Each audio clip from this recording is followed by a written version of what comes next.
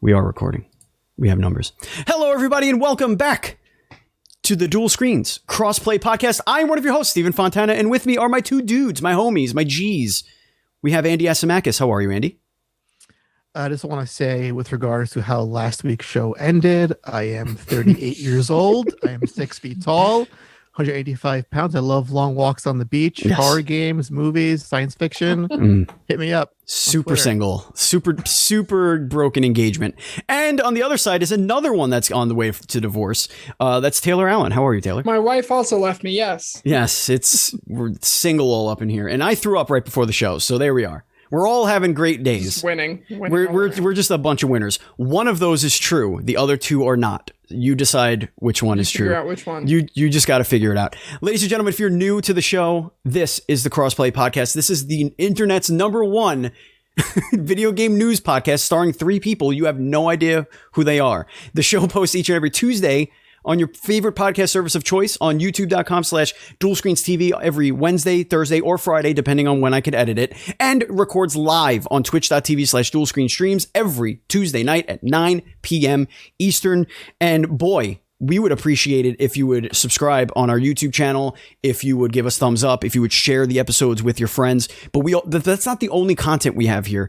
We do so much shit over there on the YouTube, but we also do a ton of stuff that we do something very specific that I think you guys would all love. And that is we interview developers of video games. And this past Friday, we had a hell of a show. Andy, why don't you tell our listeners and our viewers all about that show real quick? Oh, yes. We had the boys from Wide Right Games talk about their newest release, What the Dub, a 12-player party game where you have to input lines in bad old movies and PAs and commercials, and the funniest shit wins. And it's very simple, very effective, and it's very awesome. And speaking of which, Stephen, yes, you want to go into why this is very relevant tonight?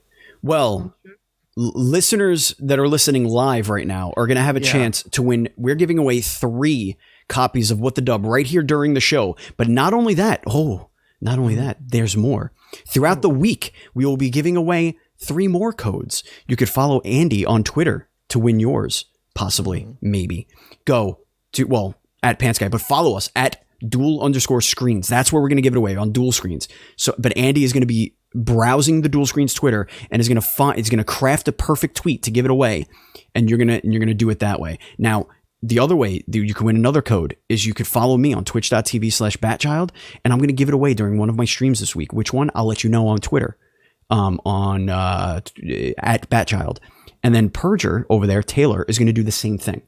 Okay, give it away on one of his streams this week. So give it away. Go follow him at twitch.tv/itspurger to win another copy of the game. So we're giving away 6 copies of this video game, ladies and gentlemen. But that's not the only thing that we give away, because some things we give away for a cost, for a small fee, for as little as $1. Is it really a giveaway? I mean, you're giving something to someone, but it's for money. You understand? Sure. Yes. What we have. Where were we? Sorry, listeners, if this what were you reading? I don't remember, but we had some technical difficulties with the stream, and there it goes. Now it is losing quality again. It is losing quality again. You bet it is. What is going on? I don't know. This is the cursed show. The cursed show is here. When I hit record, it bumped up. Maybe that's why you vomited, Stephen, because something in your body knew that this was it. This was the case. Something's gonna happen. Something wasn't right. Well, I'm just gonna go with it. Anyway, hi listeners, welcome back, viewers. Thank you for bearing with us. What I was trying to say is, if you want to support us on Patreon so that we can get equipment that doesn't fail us every single day, go to Patreon. The sales pitch. Go to Patreon. Half hour was the sales pitch for the Patreon. Correct. Patreon.com/NDS podcast. Just like our Patreon producers. Colton the Apprentice Nestler, Vegas Girl on Fire, and FNH Paul. Thank you so much for your support. We cannot continue to grow without all of your support. So thank you so much for doing that. All right. So why don't we get into our favorite segment? It's the Adventures in Gaming. Let's start with Andy. What have you been playing? Speaking about cursed shit, I'm playing some cursed shit.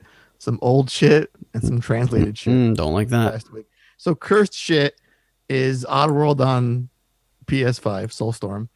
I played the same level about 6 times now, and I'm not sure what's going on. The first time was my bad. I was a big idiot. I hit restart level instead of restart checkpoint, like more than halfway through.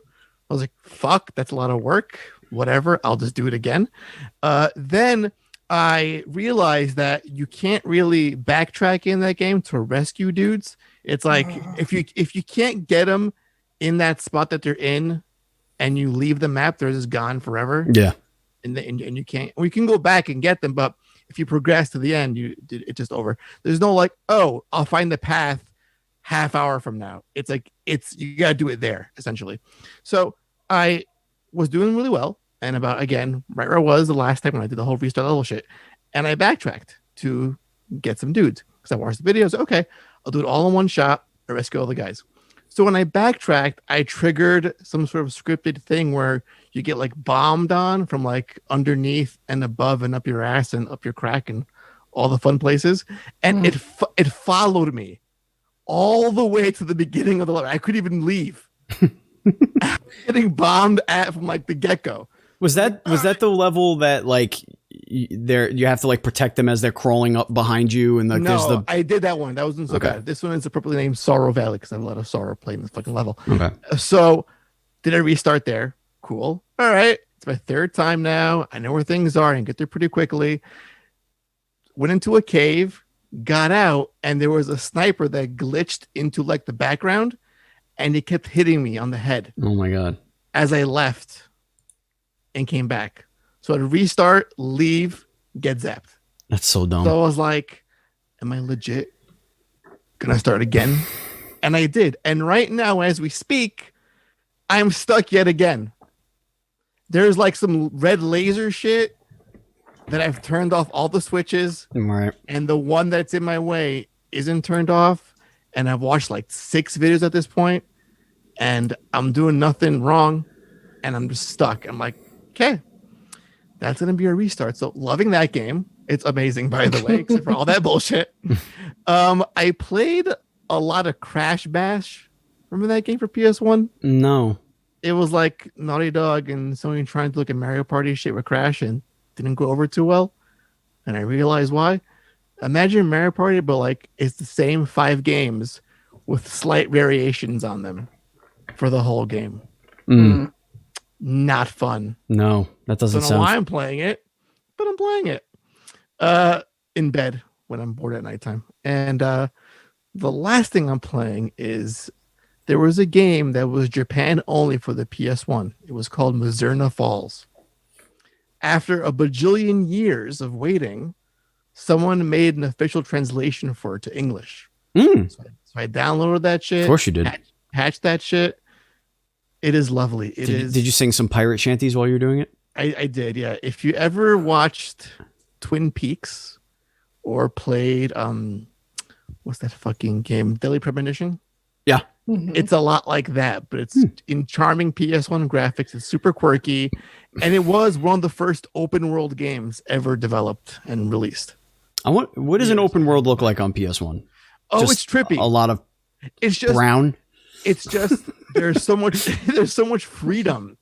Like you wouldn't think like the map would stop or I can't go past a certain point, but it's just all there. Yeah. It's a little jarring. Yeah. That was available back like all those years ago. But that's what I've been playing lately. That's it. Cool. Taylor, what have you been playing, handsome? I have been playing shit that I'm enjoying way more than it sounds like the games that Andy has been playing and not enjoying. A lot more Outriders. Game's cool. It seems like that game kind of got mixed reception since it's come out. I'm really enjoying it personally still. So big fan there. But new game to me that came out last year is Ghost of Tsushima. Oh my God. Look Yeah. at you. It was on sale I'm so proud. for the PlayStation Spring sale. So I grabbed it. I've played a lot of that game. I have not done a lot of missions. Running around finding the foxes, following these yellow birds, getting naked. Yes, as you should. Yep. I'm Doing that killing, hot sauna fun. Yeah, I'm killing bandit leaders Sure. and stuff. As you should. Yep. Chopping bamboo. It's great.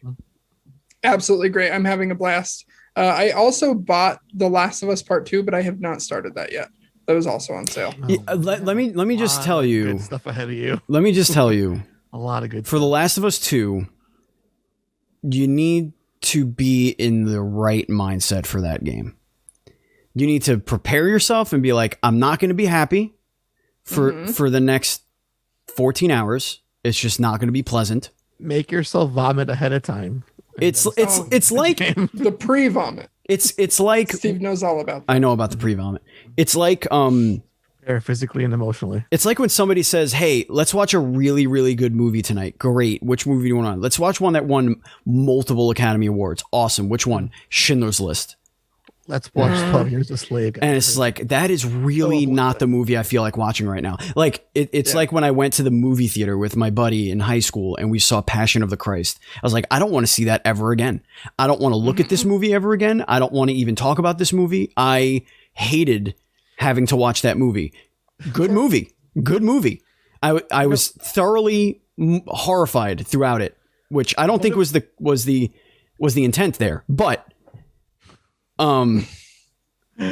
but it is so like a game for a very specific mood. But once you're in that mood and you're like, okay, I'm ready for this, it was a beautiful journey.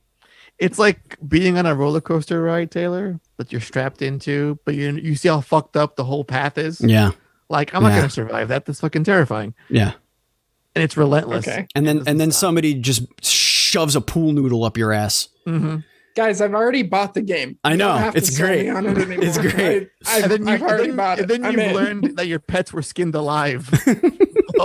Exactly. That's what it feels like. So I'm glad you're enjoying Ghosts. I mean, that's awesome. I loved it. I loved playing it. Fucking awesome. Have you tried the multiplayer part yet? I'm curious. I haven't yet. No, I kind of want to get through the single player more and get more comfortable with like the combat and stuff. Yeah. I feel like I'm definitely getting it down. I just don't have the muscle memory for like switching stances and parrying and stuff, but it's definitely getting there. Yeah. If you're switching between games, it's never going to feel comfortable. Like that was a decision I had to make. Like when I said I'm going to do the beat the damn game, like right before that, I was bouncing around so much. My brain was just could not handle it. Totally. But yeah, going back to it and just playing only that for like 3 days was great because it was just it's like water. It's like a flowing ocean with the combat. It's very much like an oil painting. It's very pretty. It's a ballet. Yeah, it is. It's a dance. I fucked up because our friend and Patreon producer FNH Paul is playing through Bloodborne for the first time right now, and I'm like kind of guiding him because I absolutely adore that game. Yeah. And so watching him play made me like get the itch to go back and play. So I downloaded it and I played it immediately after a like 4-hour long Ghost of Tsushima sesh. And let me tell you, that was fucking impossible. Like trying to switch from like the last 4 hours. Yeah, attacking on the face buttons to attacking on the trigger. Like I was constantly just like doing the thing where you take a little bit of health to get more bullets because I was meaning to do something else that I was sure. It was a nightmare. Sure. So I'm not playing through Bloodborne again right now. Screw Bloodborne. No, thank you. Great. Yeah. I played a little bit more of Outriders. I like the class that I picked, but I'm not. One of the things I think is going to get kind of boring, and I don't know, maybe I'm wrong because you said you maxed out like every character, right? Or whatever. No, not yet. I thought you did. Only one. Okay. Only one. I'm playing every character. The powers seem very shallow. Like there's not a lot of them, and that kind of bothers me a little bit. Like I wish there was more stuff that you can get. I totally get that.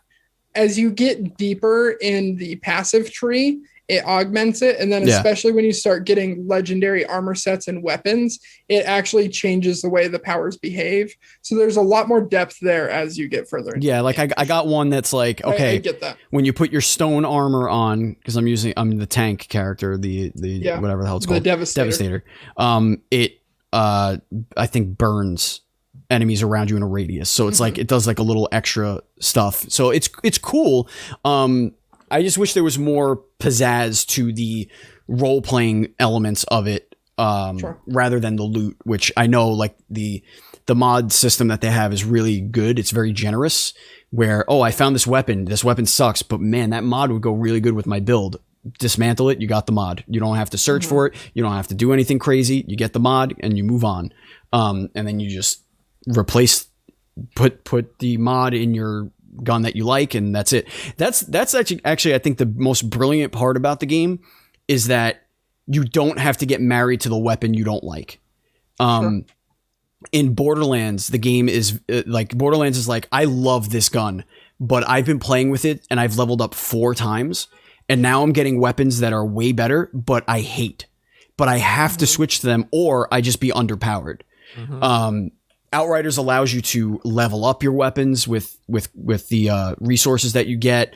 You could just power them up. Like this, I love this weapon. This is my weapon. I'm gonna stay with it, beef it up, and make it my main weapon. And I really like that. It kind of reminds me of Monster Hunter in that way, Totally. where you're just like making a better version of the weapon you love. I was playing around with some of the end game stuff, and you can dismantle legendary weapons and get the legendary mods and put that on another legendary weapon. So you can combine legendary mods, and it is just bonkers. Combinations that seems broken. you can come up with. Yeah, it's super cool. That seems broken. What else? Did I play anything else? I mean, I played some. Oh, I'm back into Days Gone, and I just hit a point where I thought I was close to the end of the game, and now there's a whole other game apparently. So very, very appropriate for you playing that game. Yeah, it was. Yeah, you know, we have news. Oh, also, I finished It Takes Two with Buzz.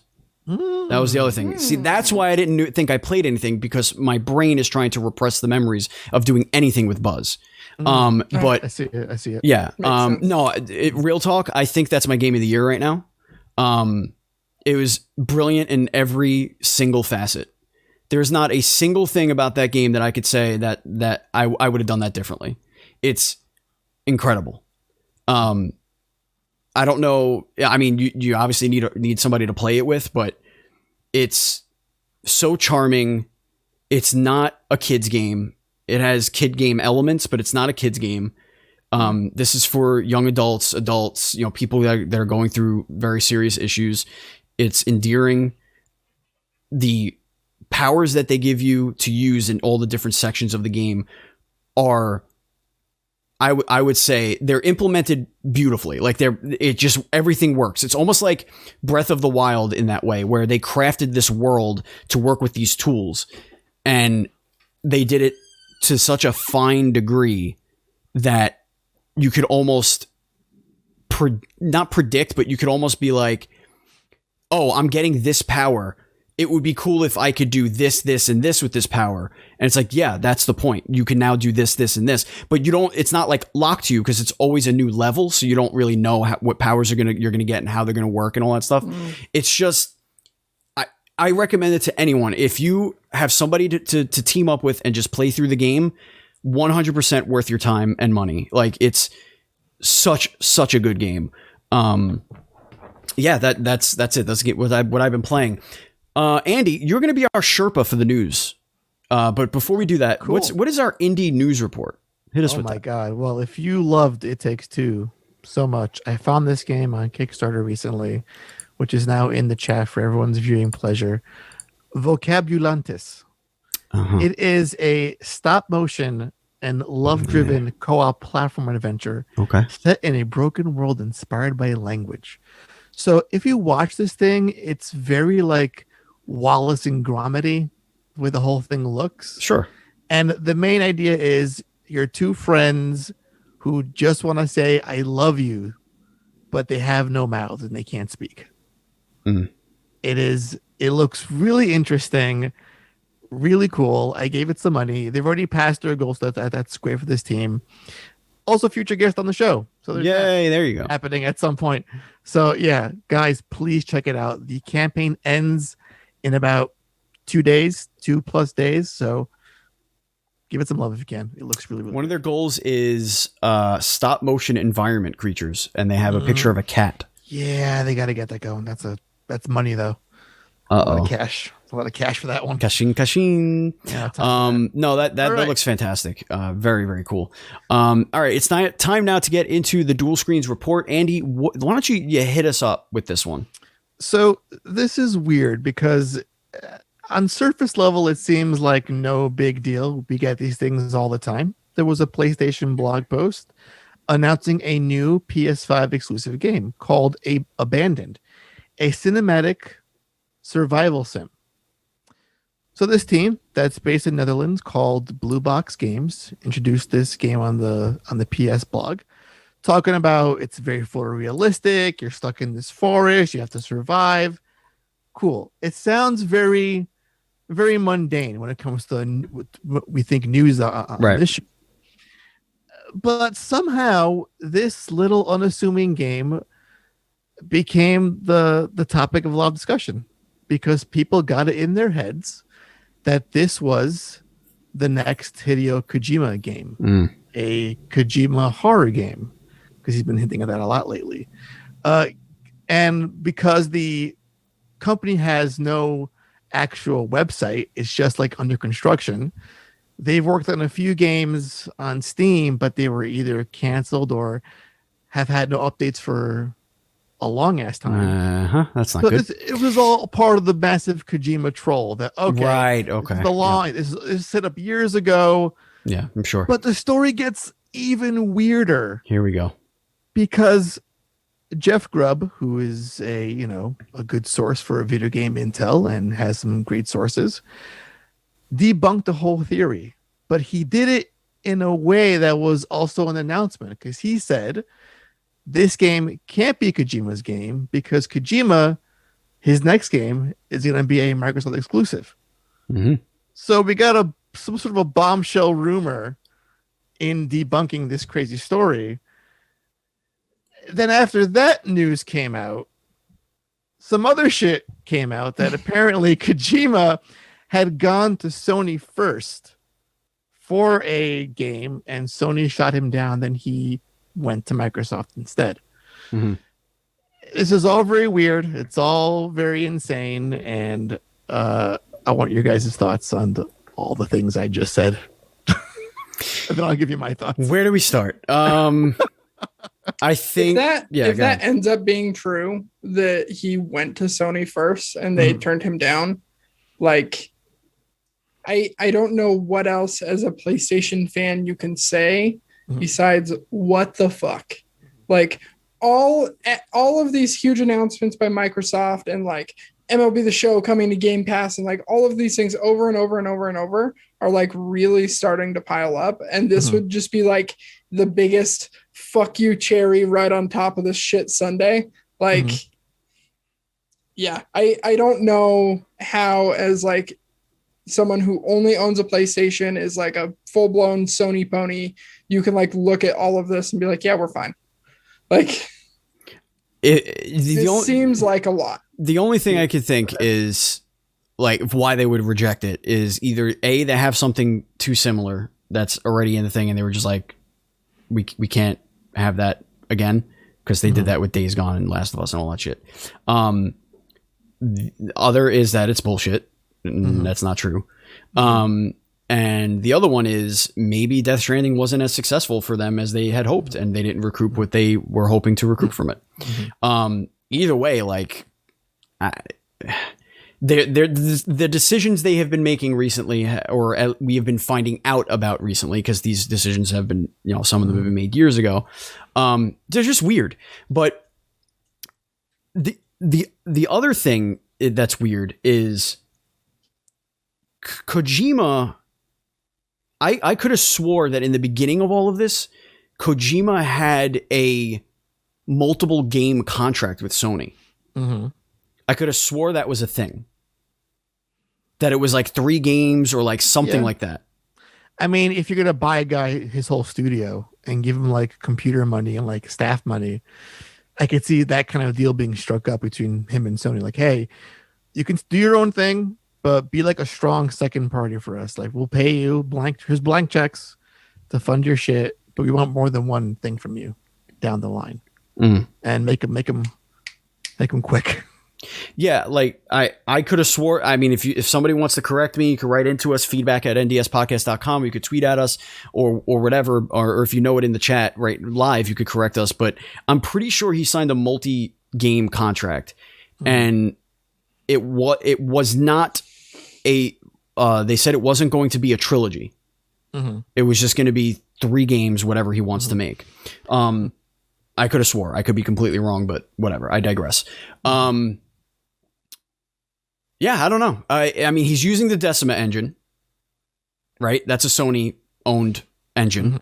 It doesn't mean he has to use it, but he loved it. And he went shopping for one for like 8 months before he even started making a game.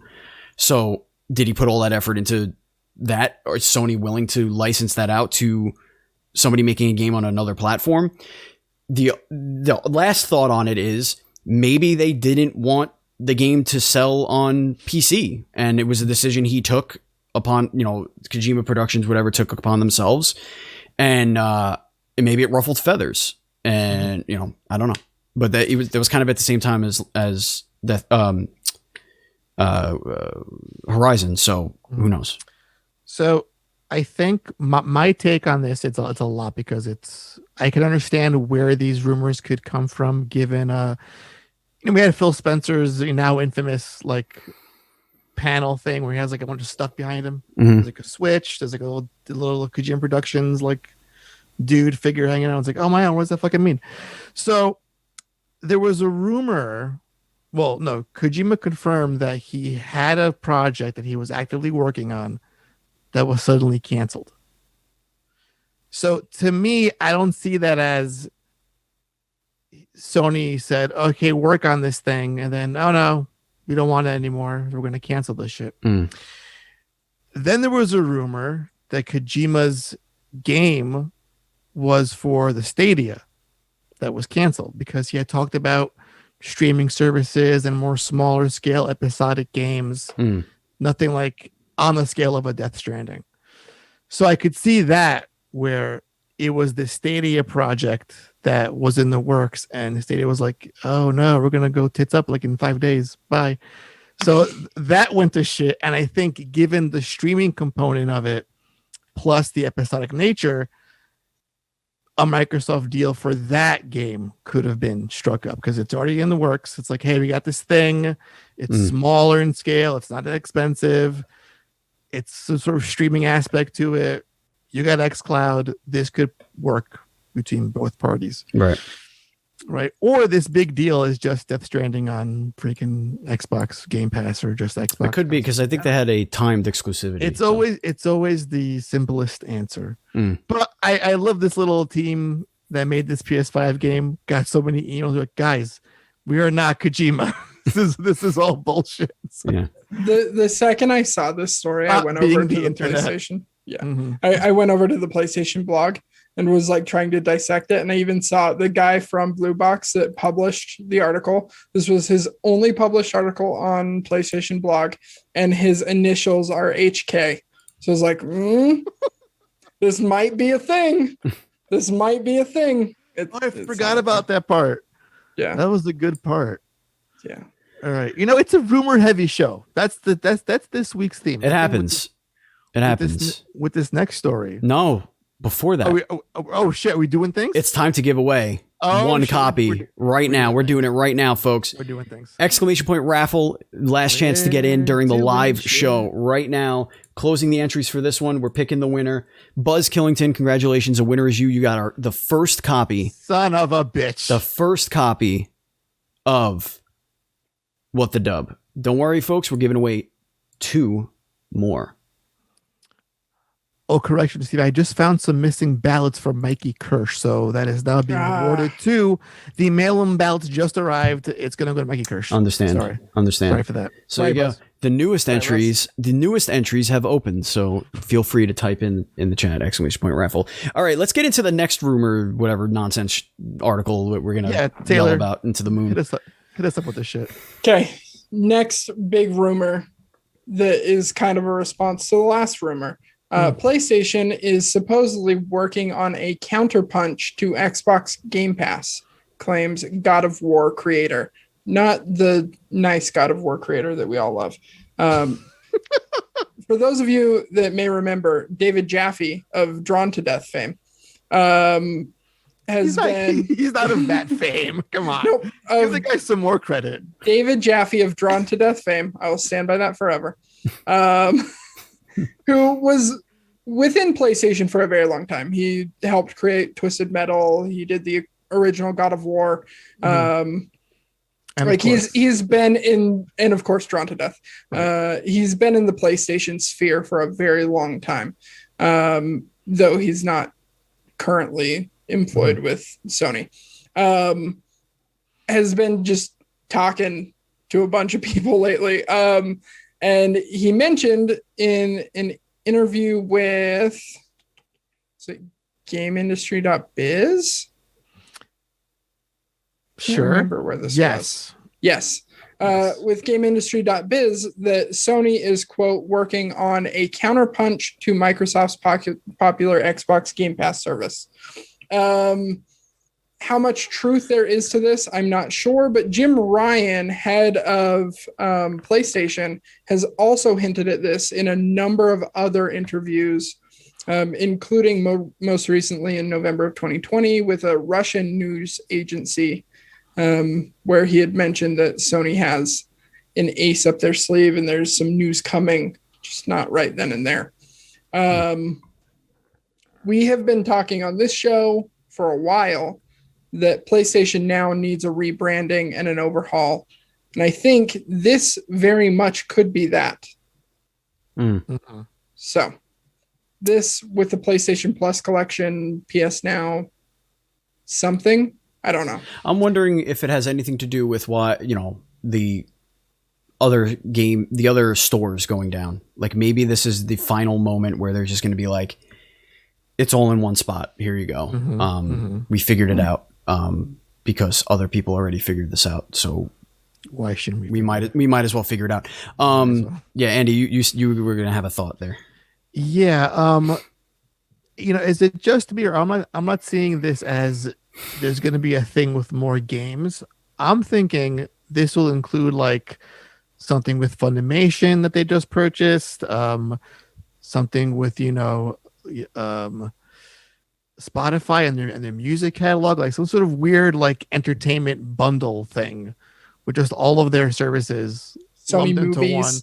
Right. And then maybe put in PS Plus and PS Now in that same umbrella for like one low price a month. So here's all our services packaged together, and we'll maybe give you some free games. PS Now has to not be the end also. Like it needs its own platform. It needs a voice to speak for it. Like it has to live on its own. Otherwise, it's just going to continue doing what it's doing, and that's be obscure. And people who do find it, you go, oh shit, this is cool. I wish I knew about this before. Yeah. Well, the problem is it was a streaming service for so long that I think that's all people think it is still. Even in 2021.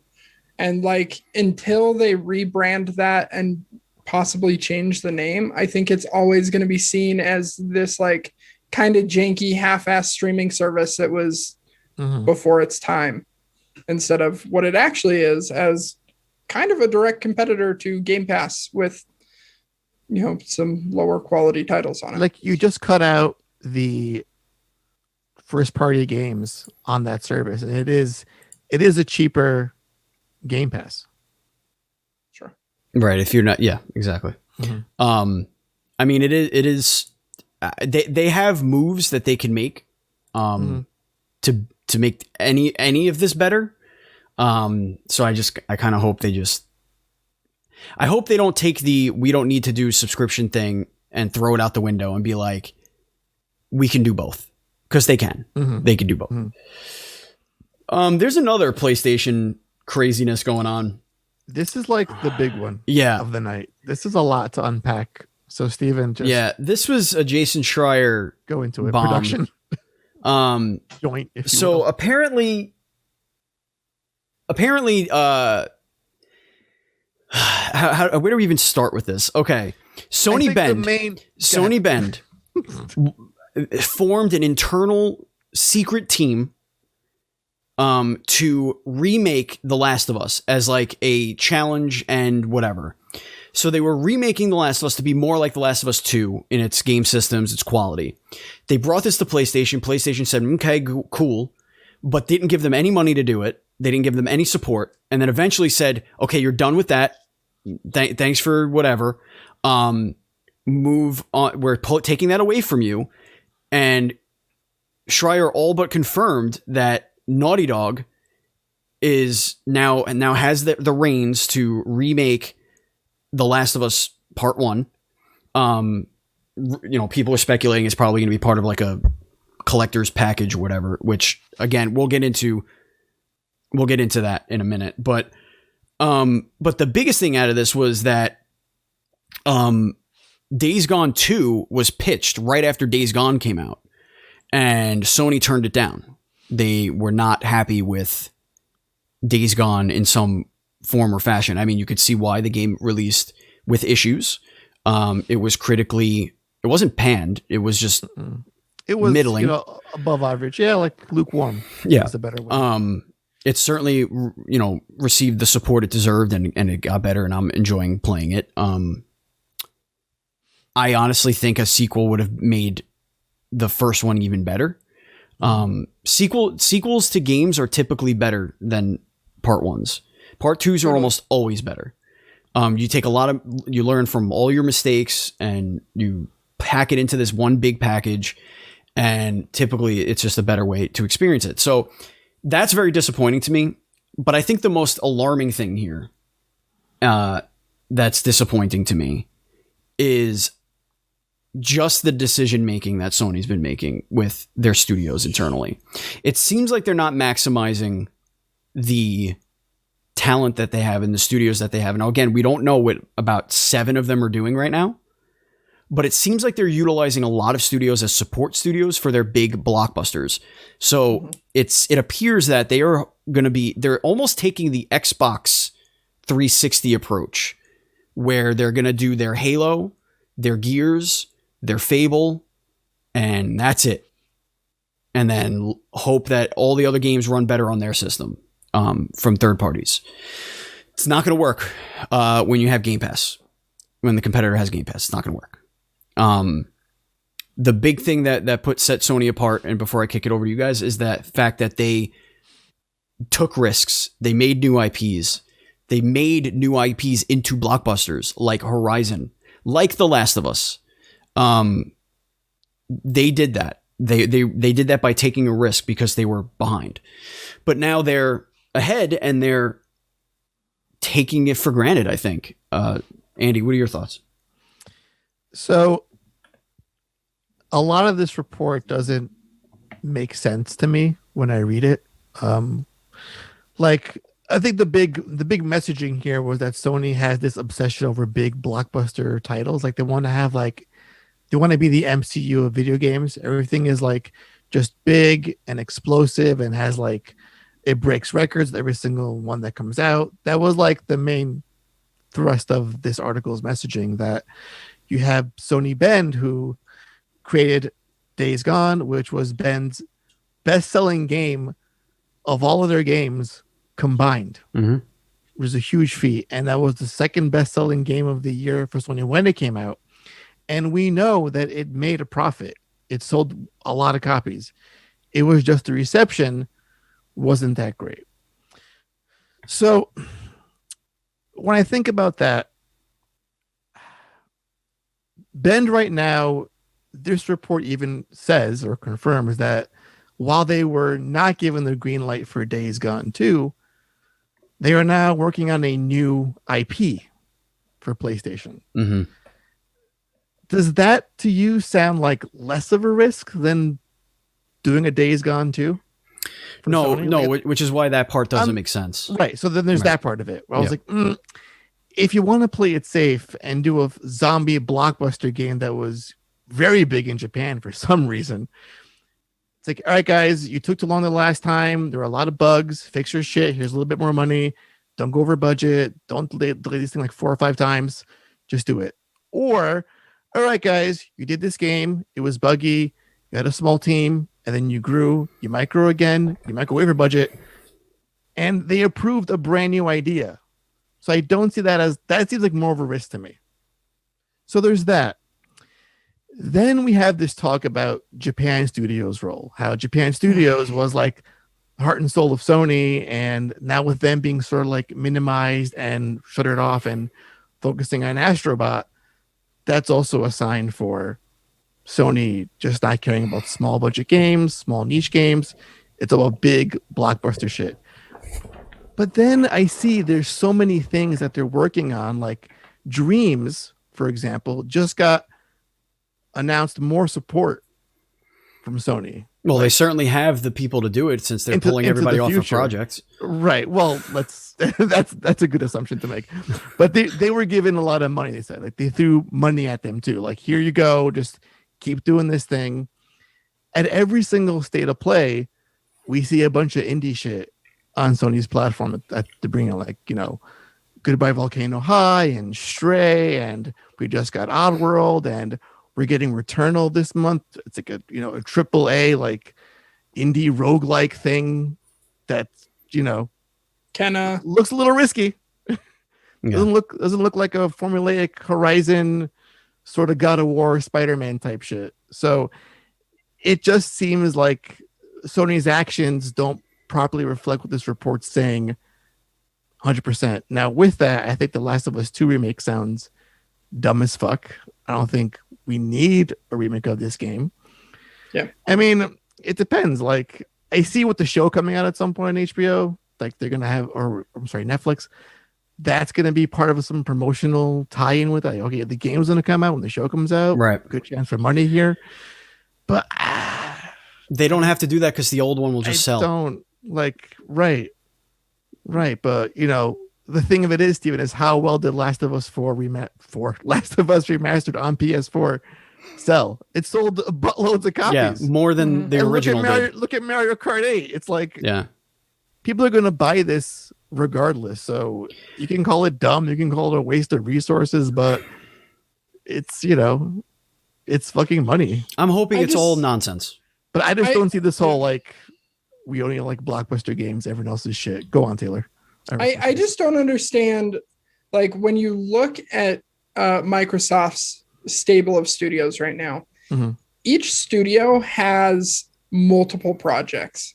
Mm-hmm. Like, Ninja Theory is working on that, like, Hellblade 2 and that crazy, super realistic looking game. And then that other project, like, all of these studios are working on multiple projects, mm-hmm. and yet you've got San Diego studio who just makes baseball games. You've got Santa Monica that, by all reports, is just working on God of War. You've got Naughty Dog, who had 2 teams, but who knows what they're working on now that The Last of Us 2 is out. If they're putting all of their energy into a Last of Us remake, like, it blows my mind. But, like, going down the line of all of these studios, it's like, okay, one project that we're going to see in the next 4 to 5 years. That we know of. One project.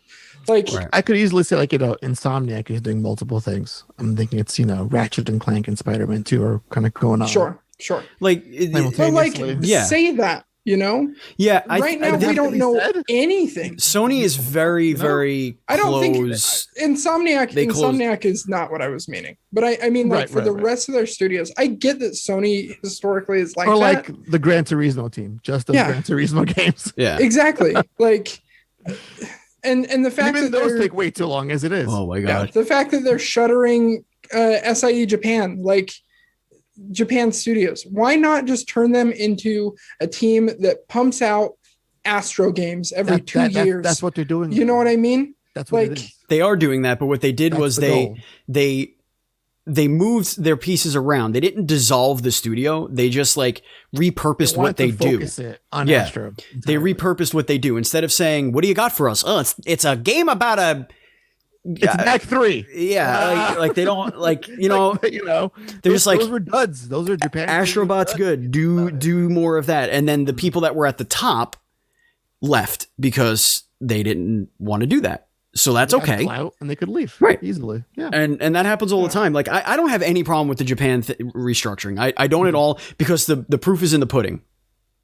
It's as simple as that. The proof is in the pudding. Didn't they what game did they take over? They took something over last gen to like finish it. Japan Studio. Yeah, was that? Did they have something to do with Last Guardian? I mean, they're like, well, Japan Studio, because that guy was part of that team, and then he left to form his own thing, but still worked on Last Guardian up until its release. Okay. Yeah. So they supported like Bloodborne, Last Guardian, the Gravity Rush games. Like, don't forget Blue Point. Blue Point is another one that they can just be like, mine. Sure. And so do it. That's what I'm saying. Like, we keep talking about this. Like, fucking do it. Show your hand a little bit, because Microsoft is gaining all of this positive PR. It's like every single week there's a story about Microsoft or a story about Sony that makes Microsoft look like incrementally better, and like it's just piling up at this point. I don't disagree. Just fucking do it. I don't know. I like that part of it, but I like the secrecy of it.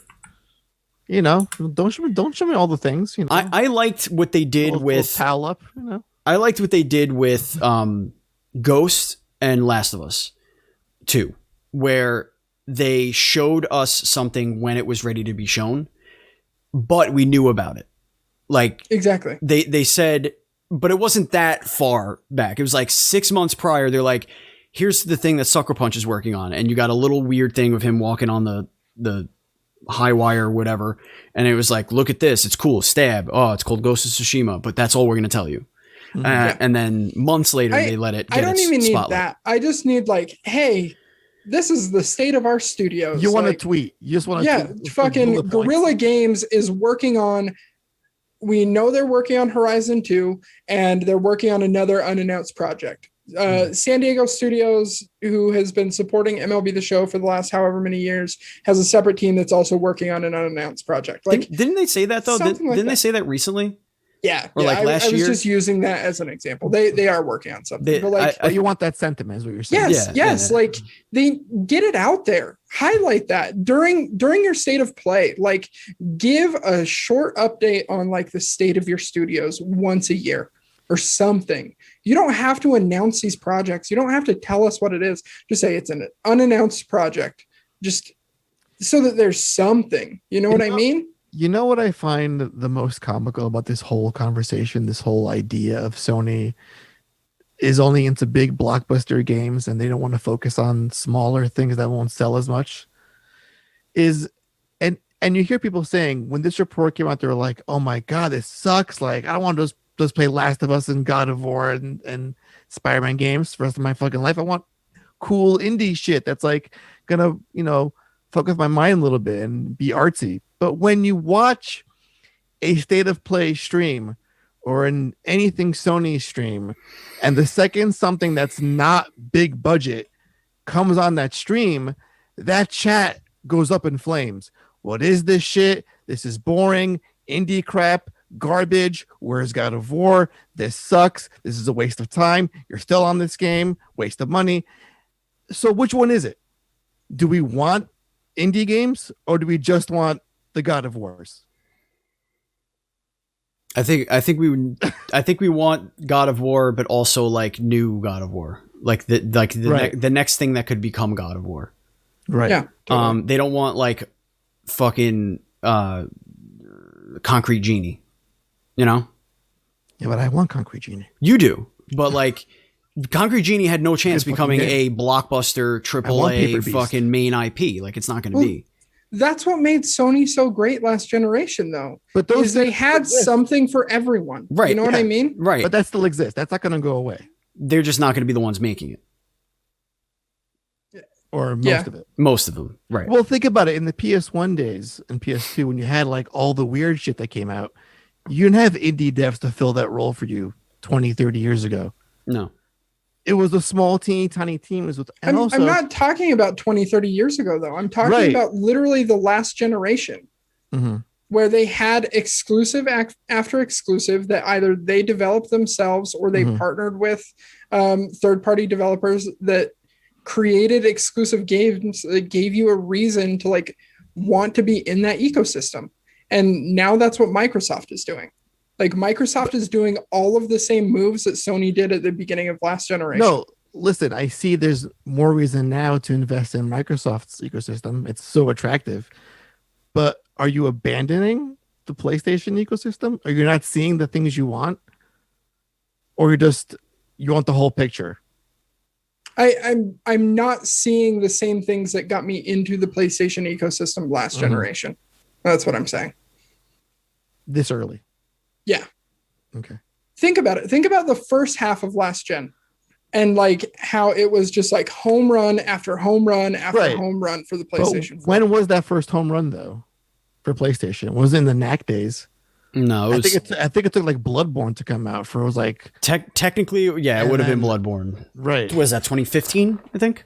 And that was like a little bit 2014, 2015, something like that. 2015. A good way. We're still but they also had like exclusive content with Destiny and like all of this stuff. I mean, they still did that. You know? I mean, they're still doing that. We're gonna get Final Fantasy 16. You know, they're still getting early. But that Forspoken game they have Kena. Kena's also going to PC, but they have Kena. But there was another one that they had exclusive like DLC or Marvel Avengers. Like they're still doing stuff like that. But the other AAA developers, they're also not making smaller titles either. They have to bank on the bigger budget stuff. Sink all their money in one project for 4 years, put it out and monetize the shit out of it. Like that's just what they have to do. I also think we need to put in perspective that Microsoft has this catalog in front of you because they purchased multiple companies that had these projects already in front of us. Which is very different than cultivating your own projects and announcing them. If you look at things that were announced before Microsoft purchased Ninja Theory,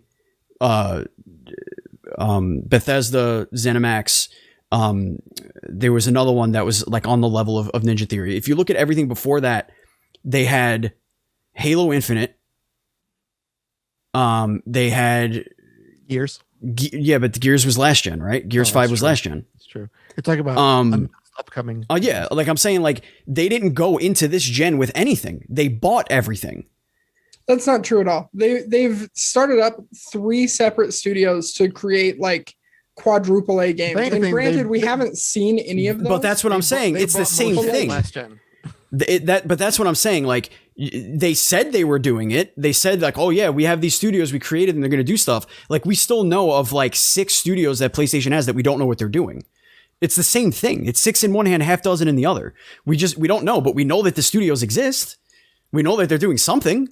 And we know that Sony's focusing on blockbusters. So or at least that's what this rumor is. So if that's the case, these 6 studios are either all making or supporting all these studios making these big games, or chances are they're making games. Like, yeah, we don't know about it, but like if Sony bought Square Enix tomorrow, Sony would have 7 games that we know about coming out in the next 3 years.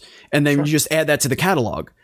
It's a different, it's perception is what we're combating here. We're combating but the perception is like that's the optics though. Yeah. Right. Microsoft is adding studios that they are creating themselves or buying, and Sony, it feels like, is shrinking. You know what I mean? Like they are closing down or shifting to support all of these different studios and teams and stuff. What did Microsoft do before they purchased all these studios? They started up that huge studio in Santa Monica. Before the initiative, before they started that, they canceled games and shuttered studios. That's what they did first. Before any of this went down, before they changed their perception, they were like, we canceled shit, we're refocusing. And that's when they announced the initiative. Yeah, and they got shit on for it. Right. They got shit on, but it was a plan. Like they realized that what they were doing wasn't working. And they shut things down. Sony is shutting things down, is contracting and making things a little bit more controlled for them. That's why the Japan studio thing happened. And they're refocusing. And in the meantime, they're going to rely on the third parties, which is what Microsoft did all last gen. And while they're cultivating those blockbusters, the difference is that Sony still has the studios that make God of War, Horizon, MLB, whatever. Like, they still have all of those studios, and we still know that they're going to make stuff. We still know Spider-Man, Ratchet are going to happen. We still know like all those things are going to happen. We do know that Naughty Dog has 2 studios. We don't know what either of them are making. We assume now one of them is going to be the remake of The Last of Us, which I don't think we need, but whatever. I digress. It could be the most mind-blowing thing. I'm never going to play it again, but whatever. And The Last of Us 2 multiplayer. Right. They're still doing that, but we know that they're working on something else because they pulled people that were working on the other project to finish Last of Us 2. Also, didn't we just get that new studio from Jade Raymond for PlayStation? Like, I think they signed. It's not a PlayStation. It's not a PlayStation one, but it's a contract that they did that they're basically going to be a second party studio for at least one game in what looks like smaller niche titles. Something they're investing in something. This story is saying. That's all I'm trying to say. It's I don't believe a lot of this story. I don't think the story is about them not investing in smaller niche titles. I think this is about them not investing in new blockbuster IP. Well, it's also, again, like the way Taylor was saying, you're pulling off teams to work on Last of Us remakes or Uncharted remakes. Or at least they started doing that, and then now they put it back to Naughty Dog. Right. Which is like... Which then you're taking up an entire team at arguably your biggest development house to remake a game that came out on the PS3 that you've already done a remaster for PS4. Like...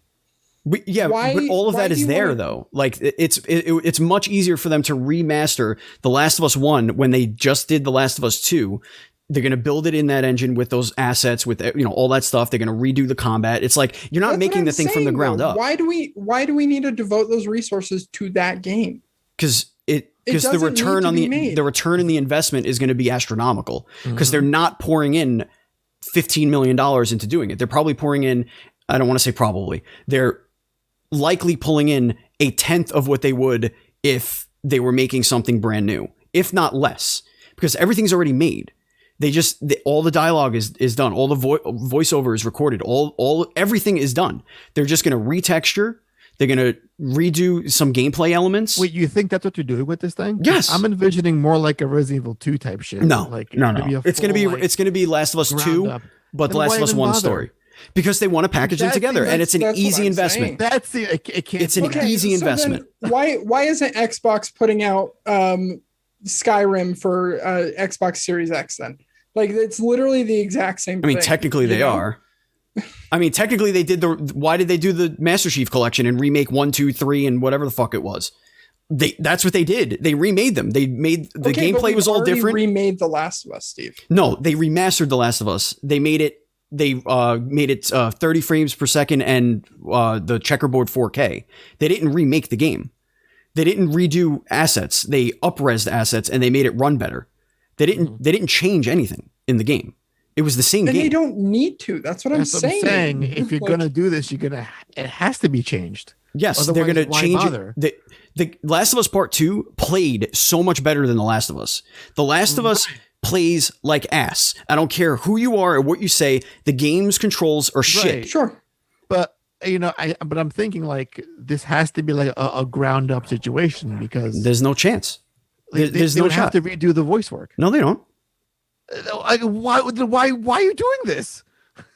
To make money with a minimal investment. That's what I've been saying the whole time. It would have been out by now. If it wouldn't take that long to do that. Well, that's because Naughty Dog wasn't the one making it. It makes sense to give it to the people who know the technology. Not make sense. There's nothing. There's no way you can spin this to make it make sense. We don't need this game. There's no reason for this to be made. In the way Steven is describing, no, absolutely. Yeah, that's what I'm saying.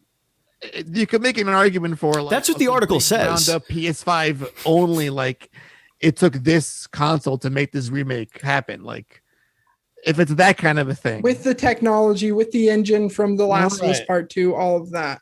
right? Even then, I'm like very opposed to this, but I understand that more. And you don't charge $70 for it. Okay, maybe I can get on board with that. Like, fine, but I'm not buying this whole like it's just an up-resed of the up-res kind of thing, because the deal was that these people took their Last of Us remake to one of the guys. I think it was Herman Holt. He was like, I'm not impressed by this. Let's have Naughty Dog assist you and make this better. What would take so long?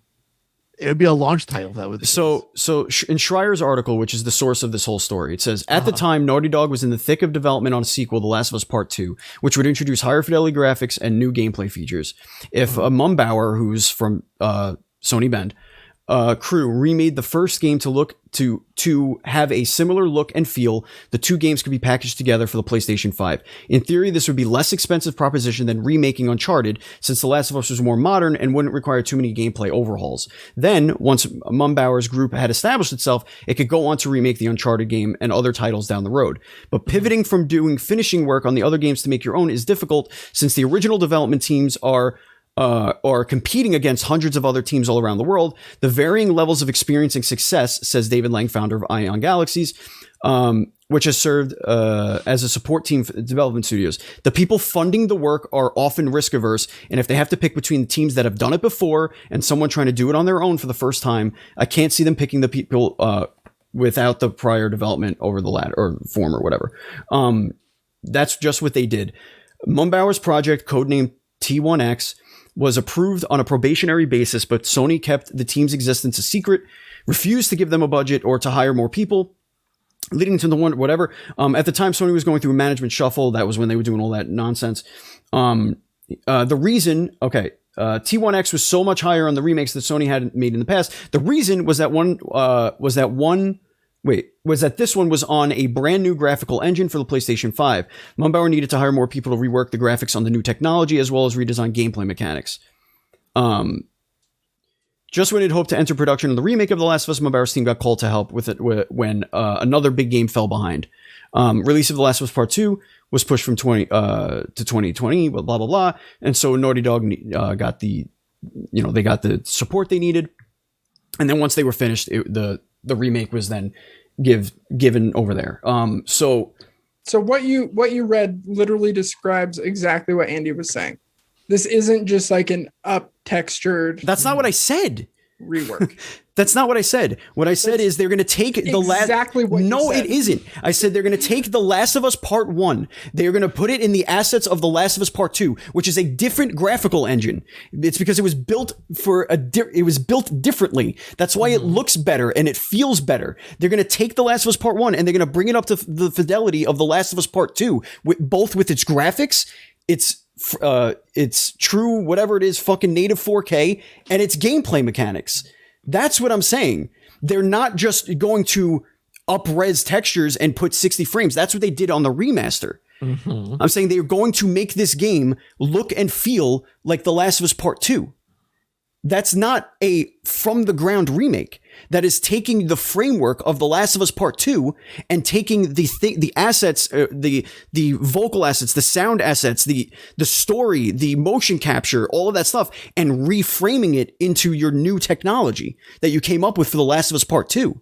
It's like saying if you remade Uncharted, Drake's Fortune, and you wanted to make it into in the Uncharted 4, like you're not just going to upscale that game because it had a completely new engine.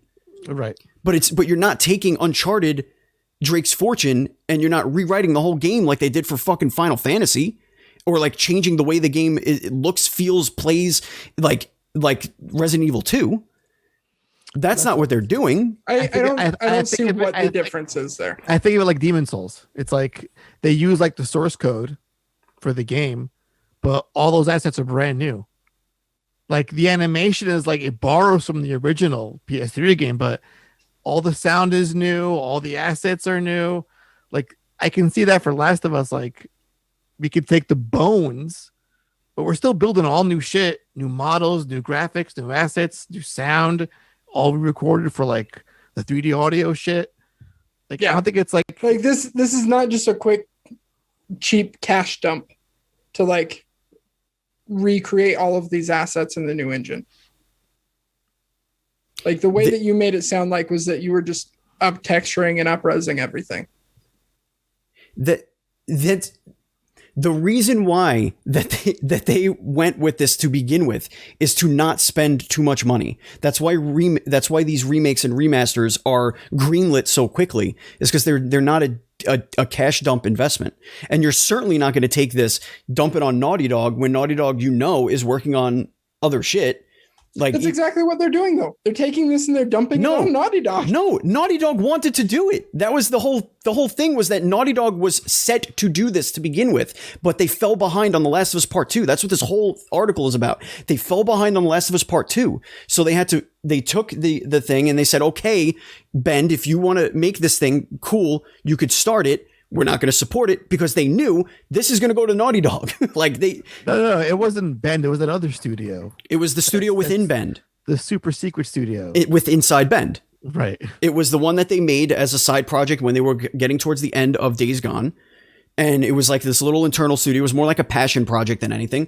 But I think either way, we're getting into semantics here, and this doesn't need to be made either way. In my opinion, this seems like... Right. I think that's the ultimate point. None of us think this thing needs to be made. Like, you can make a point for like the expensive glossed up version, but if it's what Steve is saying, I still think that is not even necessary. Yeah, agreed, 100%. It's not necessary, and I never said it was necessary. I'm saying it's an easy cash investment. Right. And I think this is a good time for a giveaway. Indeed. And then we can go into the mailbag, because you have a very topical question from... We do. Last chance to get into the giveaway for our next copy of What the Dub! !raffle in the chat, please. We have 3 of you in there. Let's get you more. There are a lot of you watching. ! raffle if you want to win a copy of What the Dub! Do it right now. Andy, what's our mailbag? All right. This comes from one of our favorites, the ever awesome Missed Enough. And do any of you know his Twitch handle? Missed Enough. There you go.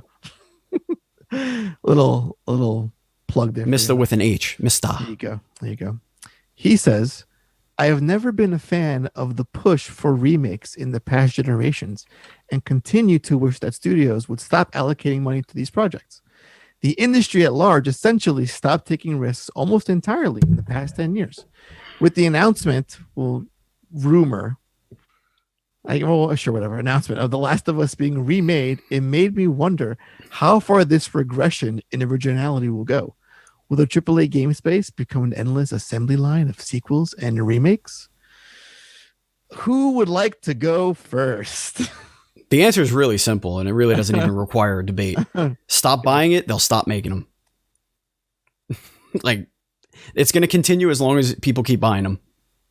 So it's going to keep going on forever. Yeah, the threshold for people to buy them is much lower, though. Like you said, like, it's cheaper to do these than it is to create a whole new IP and a new engine. So, like, the measure of success is way lower. I'm not sure it was cheaper to do Demon Souls than a new IP, the way they made Demon Souls, but either way, they knew it was the IP that they were banking on, right? Like, they were banking on that genre being the what they're remaking. It wasn't necessarily Demon Souls. It was a Souls game that not a lot of people knew about or loved, but now it's a fever pitch for it.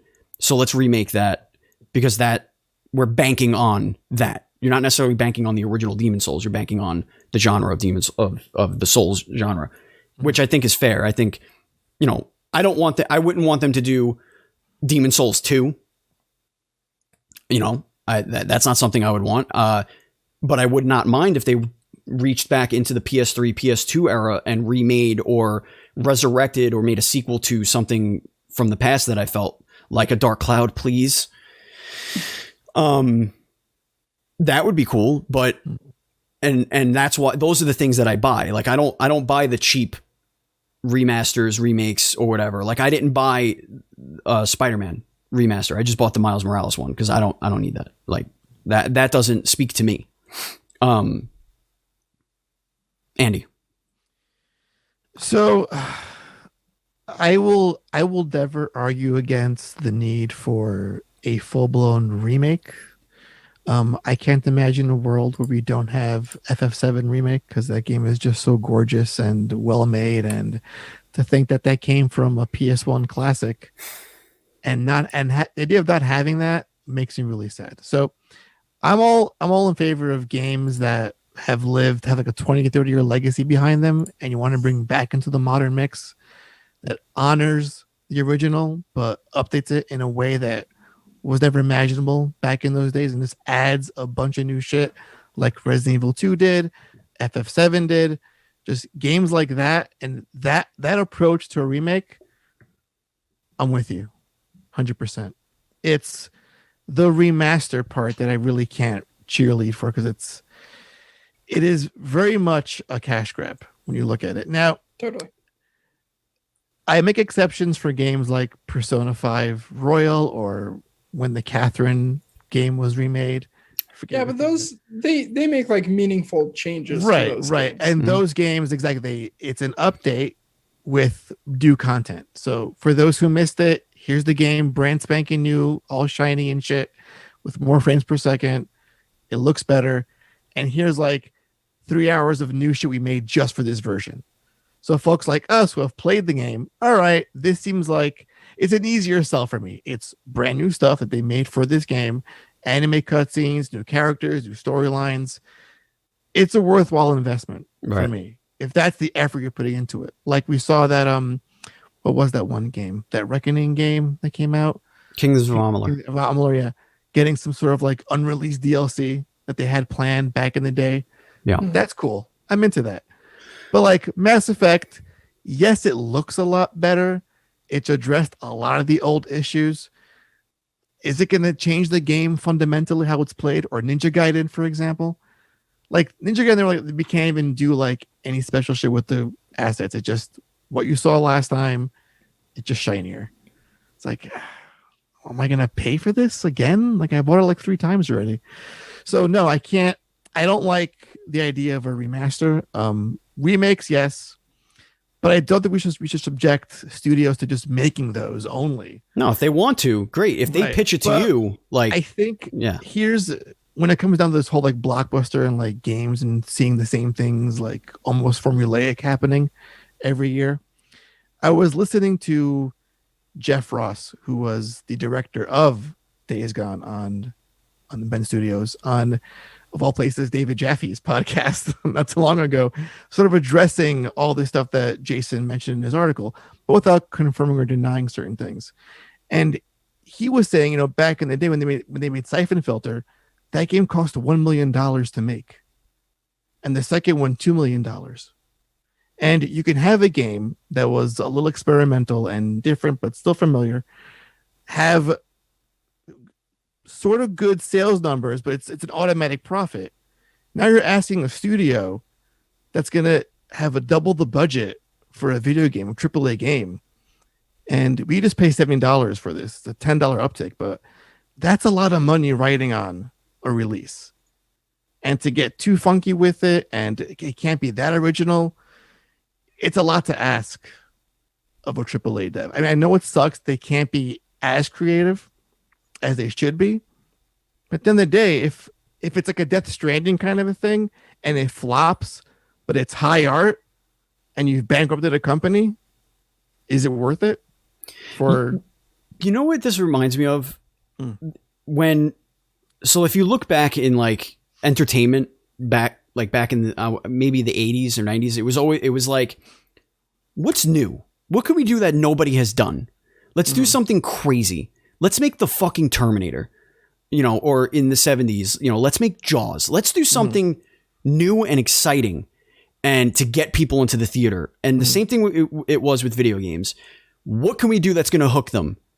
And then you get them and you're like, fucking Mario, like we did it. Great. Now it's what's hot right now. What's big? Fortnite? Great. Let's make 12 of those. What's big? What's big? Street Fighter. Let's make one of those. Like, that's what happened in the mid 90s through where we are now. It's 100. The games are becoming exponentially more expensive to make. So you have to do what's popular and what you know is going to work. What works. Yeah, you have to. And for Sony, this works. Like that God of War, Spider-Man, Ghosts, Last of Us, whatever that, how you classify those games. Third person action adventure games. Sure, story. They work. For single player games. You can make new IPs using that That's formula. what they're super good at. Right. But when you look at all those games, like there's a flow to them. Like there's a similarity. There's parallels. I mean, they're different gameplay styles, universes, lore, background setting, but at the core of it, it's still very safe. It's a third person action adventure game that's very atmospheric and cinematic. So there's a safety in that formula for them. Okay. That they're not going to stray, I think, too much for, because they can't be allowed in some ways. Because, like, take Returnal. Looks amazing. It's definitely not your conventional Sony for exclusive game. But did that look expensive to you compared to what a Ghost would cost or what a Days Gone 2 would cost now on the PS5? Sort of. I mean, it definitely looks high budget. It looks high budget for sure. Yeah. Definitely, but not to the level of what Last of Us 2 would cost. No. All right, let's pick our winner for our second code here. Let's pick our winner. Miss Envy, congratulations. A winner is you. Hey, there you go. All right. We're going to complete that. We are going to open another one, folks, while we go into our Facebook question of the week, and then we're going to get the hell out of here because I am exhausted. We're not going to hype zone tonight. It's a fun one.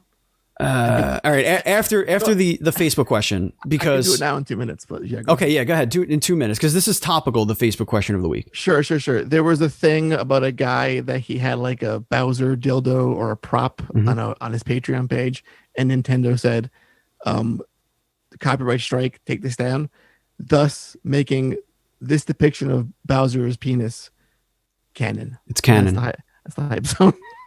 Bowser penis canon, ladies and gentlemen. I'm gonna put it in the chat. This is what you want to see. Not safe for work, but it's there. God, I hate people. The question of the week, and this is very topical to what we were talking about. And we already heard your answer, Andy. Go ahead. What game would you like to reimagine, and what would you change from the original? Bryce says Star Wars Republic Commando. I'd upgrade the graphics and the AI only. And Alexander Gonzalez, or AKA Caneless, says Mortal Kombat 1 and 2. I think a remake would be cool. 1 should also include Ermac, and 2 should have a playable Noob, Smoke, and Jade. HD would be awesome. More constant storytelling, but keeping the original would also be cool. So like maybe expanding on the story or whatever that you tell there. I mean, it's kind of what they're doing. They kind of rebooted that whole franchise, but yeah. Taylor, what about you? What is something that you would like to see reimagined and expanded on, and what would you change? Siphon filter. Siphon filter. Hell yeah. I would love a modern siphon filter. Come on, Bend. You know what? You just said a key word, Taylor, and I want you to focus on that. You said a more modern. That's a PlayStation 1 game, Steven. No, this isn't a game that got what are you defending? For last generation. What are you defending right now? You don't understand what I'm saying. Use your listening ears. That is what a remake is. It's when you can't put that old game back out because the shit's bad. We got the PlayStation Mini and that shit was horrible. Like, not only were the games terrible and they ran terrible, but they were just, you went back and you're like, this fucking hurts my eyeballs. Like, this is bad. Yeah. If you remake those, modernize it, do something different, change it fundamentally. Which is why I love, like, I mean, it's a sequel, but like God of War did that. They reinvented what God of War is. But it's technically a sequel. I'm going to go to Dark Cloud, but I'm going to give you specific examples now. Okay. Because Dark Cloud had a, for the time, very robust world building mechanic where the whole point of the game was you were looking for the spheres that contained items from the world that was shattered. And then you put them together and there was this, character driven, like the people that you were rescuing in these bubbles, they would say, oh, back then I used to love being next to like a waterfall, whatever. Let's just use that as an example. So you'd start to build them the way they want it. And I think with today's AI, today's technology, and the amount of shit you could have on the screen, you could remake this and make the villages that you're rescuing massive and make it almost like part dungeon crawling RPG and part simulator. And that's how I would reimagine Dark Cloud. I would make it almost like The Messenger in a way, but like with 3D, true graphics where you're rebuilding the world, but like everything is interconnected. And there's stuff that you can miss but you could still beat the game. Like the rebuilding the city isn't the end game.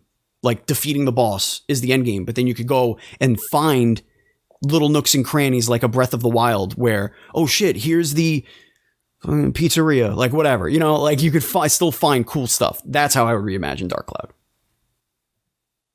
And I'd buy it. I would remake Pepsi Man. I think they wasn't that. Didn't they do that? They may have. I need to see a guy in a Pepsi skin tight spandex outfit in 4K, 60 FPS, collecting the bottle caps and spreading Pepsi awareness all around the globe. Let me see that Pepsi dong. Let me get that pep dong. Ladies and gentlemen, that's going to bring us to the end of the show. Don't worry, we are giving away one more code. I'm going to do it right before we sign off. So get if you're in the chat live, ! Raffle. If you want to follow us on social media, we are at dual_screens. I am at Batchild27. Yes, 27. Andy is at Pants Guy, and Taylor is at It's Purger. You can follow Taylor on Twitch. Taylor, you're moving up in the world over there on the Twitch. What do you got? What are you doing lately? Anything fun? I've been playing a bunch of stuff, just hanging out. But yeah, I am 12 followers away from 600, I believe. Hell yeah. Just kidding. 18 followers. Hell yeah. Sorry. I mathed wrong. Math is hard. And Twitter just did a purge, so all the bot accounts are gone. So that's good. Yeah. And that's twitch.tv/It's Purger. It's always a fun time hanging out with Purger. It's always a fun time playing games with Purger. If you want to follow me on Twitch, I'm twitch.tv/Batchild, and I would appreciate that. What else? Facebook group is facebook.com/groups/DS podcasts. We want to thank all of our listeners, all of our viewers, and we're going to thank them in a very special way right now by giving away our third code of the show for What the Dub. So remember, folks, you could win prizes. You got to hang out in our chat during the live show. You know what I mean? Come on now. Don't be dumb. Go do it. There are 3 of you in there, and that's how we're going to do it. We're going to close it right there. So the winner is Bink. Britster. A winner is you. There we go. Congratulations, Britster. Right. Andy will throw that right in your face. And congratulations. Check it in her face. Right in your mouth. Thank you, listeners. Thank you, viewers. Remember, if you're watching on YouTube, please hit the thumbs up and hit the subscribe button. We are almost at 600 subscribers on YouTube. We want to try and get 1,000 by the end of the year.